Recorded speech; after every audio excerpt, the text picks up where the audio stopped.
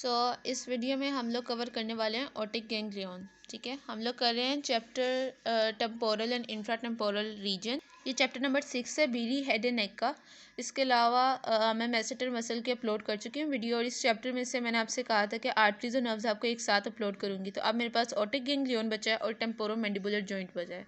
Masseter muscle, temporo mandibular joint और otic ganglion. ठीक है, आर्टरीज नर्व्स को एक्सक्लूड करके ये 3 टॉपिक्स हैं इसके। तो मैसेटर मसल में अपलोड कर चुकी हैं। Now otic ganglion. Otic ganglion की सबसे पहले इंपॉर्टेंट की ये है कि आप पेरिफेरल पैरासिम्पैथेटिक गैंग्लियन है। ठीक है, पैरोटिड ग्लैंड को इसने अपने फाइबर्स सप्लाई करने होते हैं।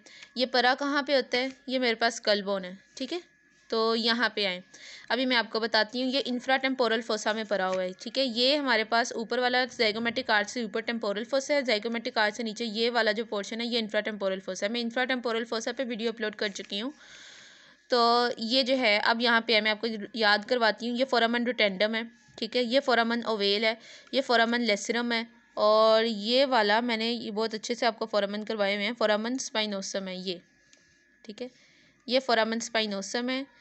ठीक है, अब फिल वक्त फोकस करें सिर्फ इस पर। ये फोरामन ओवेल है।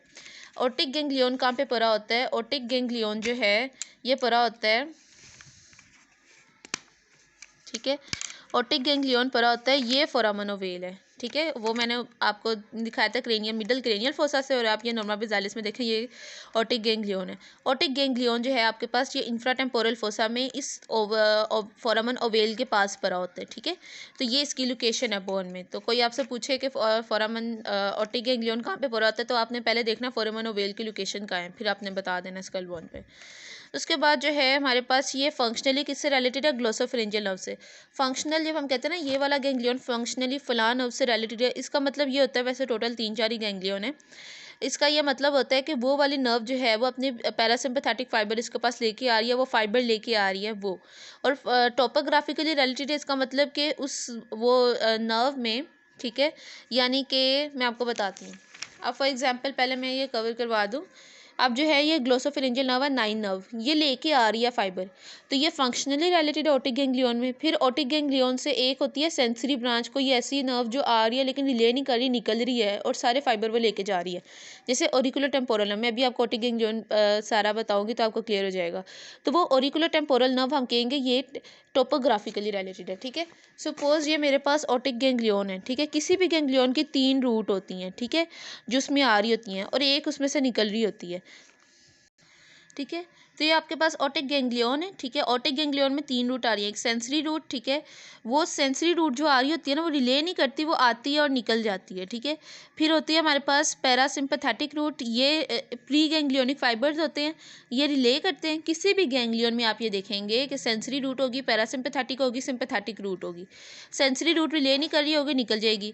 सिम्पैथेटिक रूट के पोस्ट गैंग्लियोनिक फाइबर होंगे। क्यों? क्योंकि जो हमारे पास सिम्पैथेटिक रूट है ना, इसमें होता है मेरे पास स्पाइनल कॉर्ड है। ठीक है, ये उसका T1 से L2 का लेवल है, यहाँ से ही निकल रही होती हैं pre ganglionic fibre sympathetic ganglion के। तो इसके सिंपैथेटिक फाइबर्स, इसके गैंग्लियन जो है ना वो स्पाइनल कॉर्ड के पास ही निकले होते हैं, ये यहाँ पे रिले करते हैं। उसके बाद जो इन गैंग्लियन से फाइबर निकलते हैं ना वो होते हैं पोस्ट गैंग्लियोनिक फाइबर।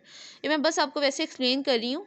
ठीक है, तो ये वो पोस्ट गैंग्लियोनिक फाइबर हैं जो आगे जाएंगे किसी भी गैंग्लियन में। सपोज ये ओटिक गैंग्लियन में आ गए, तो ये ऑलरेडी पहले रिले कर चुके हैं। रिले का मतलब क्या होता है कि एक नर्व आई, वो एक जगह, ठीक है, वो वहाँ पे ठहर गई, ठीक है, और उसने अपना पैगाम दूसरी नर्व को भेजकर वो नर्व आगे लेके गई। ठीक है, तो इसका मतलब है कि ये नर्व इस गैंग्लियन में रिले की। और अगर वो एक नर्व आती है गैंग्लियन में, वो वहाँ पे रिले नहीं करती, वहाँ से गुजर जाती है, हम कहेंगे ये नर्व इस गैंग्लियन में रिले नहीं की। ठीक है, तो जो सिंपैथेटिक फाइबर्स है ना ये रिले नहीं करते ओटिक गैंग्लियन में, क्योंकि ये पहले अपने सिंपैथेटिक चेन में रिले कर चुके होते हैं। ये बात अगर आपको समझ नहीं भी आई तो कोई मसले वाली बात नहीं है। अभी आप यहाँ पे आए, मैं जस्ट आपको एक कॉन्सेप्ट दे रही थी कि सिंपैथेटिक फाइबर क्यों रिले नहीं करते किसी गैंग्लियन में, क्योंकि वो पोस्ट गैंग्लियोनिक फाइबर्स होते हैं। उसके बाद हमारे पास पैरासिम्पैथेटिक फाइबर्स जो है ना ये रिले करते हैं। ठीक है, और ये किसी भी ग्लैंड को, जैसे सलाइवरी ग्लैंड है तो उसको सप्लाई कर रहे होंगे, जैसे हमारे ओटिक गैंग्लियन के केस में दिस इज पैरोटिड ग्लैंड। क्या है ये? Parotid gland. पैरोटिड ग्लैंड को ये सप्लाई कर रहे होंगे। ठीक है, उसके बाद इसमें जो है हमारे पास एक होती है सेंसरी रूट, वो भी रिले नहीं कर रही होती, वो भी आती है और निकल जाती है। ठीक है, तो अब मैं ये बात करती हूँ ओटिक गैंग्लियन के केस में ये नर्व के कौन कौन से नाम है। सेंसरी रूट इसमें हमें दे रही है ऑरिकुलर टेम्पोरल नर्व। ठीक है, सेंसरी रूट दे रही है ऑरिकुलर टेम्पोरल, और जो यहाँ से बाहर निकलती है ना वो भी है ऑरिकुलर टेम्पोरल, क्योंकि सेंसरी रूट रिले ही नहीं करती। ठीक है। उसके बाद ये जो बाकी पैरासिम्पथेटिक फाइबर्स है ना, वो भी अपने फाइबर्स जो हैं वो दे देते हैं। वो कहते हैं अच्छा, वो कहते हैं तुम जा रही हो ऑरिकुलर टेम्पोरल नर्व, मेरे तो पकड़ो पकड़ो मेरे फाइबर भी ले जाइए। बिल्कुल एक ऐसी कहानी है। सपोज़ के एक घर है और उस घर में एक छोटा भाई और एक बड़ा भाई है, और ये मतलब कि बहुत पुरानी वारदात, मतलब कि शुरू से होता आ रहा है, रिवायत है कि अगर छोटा भाई बाहर जा रहा है तो बड़ा भाई उससे अपनी कोई चीज़ मंगवा लेगा। ठीक है, तो छोटे भाई बेचारों के साथ ये जुल्म होता रहता है। अब सपोज़ अम्मी ने बड़े भाई को कहा है कि तुम बाहर से पिज़्ज़ा लेके आओ, और छोटा भाई बाहर जाने लगा है, तो बड़े भाई ने छोटे भाई से कह दिया तुम बाहर जा ही रहे हो ना, मेरे पैसे भी ले जाओ, मेरे लिए भी ले आना। ठीक है, तो ये बात हो गई। इसी तरह से सेंसरी रूट ने रिले नहीं करना था, auricular temporal sensory root otic ganglion के केस में कौन है, ऑरिकुलर टेम्पोरल नर्व, इससे रिले नहीं करना था, इससे निकल जाना था। तो जो हमारे पास ये पैरासिम्पथेटिक फाइबर है ना, ये बहुत सुस्त हैं, ये आके यहाँ पे बैठ जाते हैं, ये खुद नहीं बाहर आते, और ये कहते हैं अच्छा अच्छा रुको रुको रुको, ऑरिकुलर टेम्पोरल नर्व तुम बाहर जा रही हो, मेरे फाइबर भी ले जाओ, मेरे पास जो है ना वो पैरासिम्पथेटिक फाइबर है। तो अब ये जो फाइबर बाहर निकलते थे हम बोलते हैं पोस्ट गैंग्लियोनिक फाइबर। ठीक है, पोस्ट गैंग्लियोनिक यानी गैंग्लियन के बाद वाले फाइबर, रिले करने के बाद वाले फाइबर, तो ये निकल जाते हैं। ऑरिकुलर टेम्पोरल नर्व छोटे भाई की तरह कहती है ठीक है, ये प्रेशर में आ जाती है। उसके बाद सिंपैथेटिक फाइबर, ये भी पोस्ट गैंग्लियोनिक फाइबर होते हैं, इन्होंने भी रिले नहीं करना, ये भी बाहर को निकल आते हैं। इस तरह से सारे फाइबर जो है ना वो आगे पहुंच जाते हैं। तो बेसिकली ये कहानी होती है किसी भी गैंग्लियन की, कि 3 रूट होंगी आपके पास, और ये मैं इसको एक्सप्लेन कर चुकी हूँ। अब इसको मैं आपको थोड़ा सा बुक से एक्सप्लेन कर देती हूँ। ये पैरासिम्पैथेटिक फाइबर किस तरह से आ रहे थे।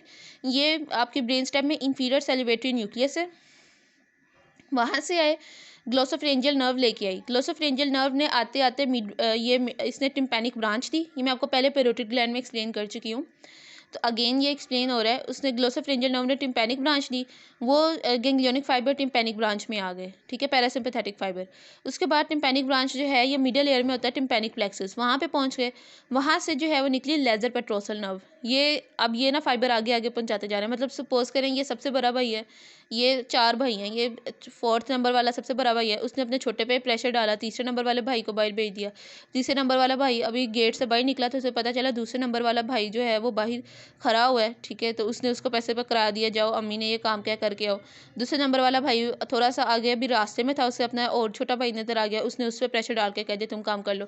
और जो सबसे छोटा भाई है वो बेचारा क्या करता ना करता, उसने क्या करना था, अब वो जो है ना लेजर पेट्रोसल नर्व, वो ओटिक गैंग्लियन में आई, वो रिले की। फिर वहाँ पे आ गई ऑरिकुलर टेम्पोरल नर्व। ठीक है, सपोज ये उसका दोस्त आ गया, अब ऑरिकुलर टेम्पोरल नर्व बाहर जा रही थी, उसने कहा अच्छा अच्छा तुम जा रहे हो, इसका दोस्त है, उसने कहा मुझे भी अम्मी ने कहा हुआ है पिज़्ज़ा लाने के लिए, उसने कहा अच्छा मुझे भी अम्मी ने कहा हुआ है, कहता अच्छा फिर एक काम करो, मैं घर वापस जाता हूँ, तुम अपना पिज़्ज़ा ला के मेरे घर भी दे देना, ठीक, और ये पैसे मुझसे ले लो।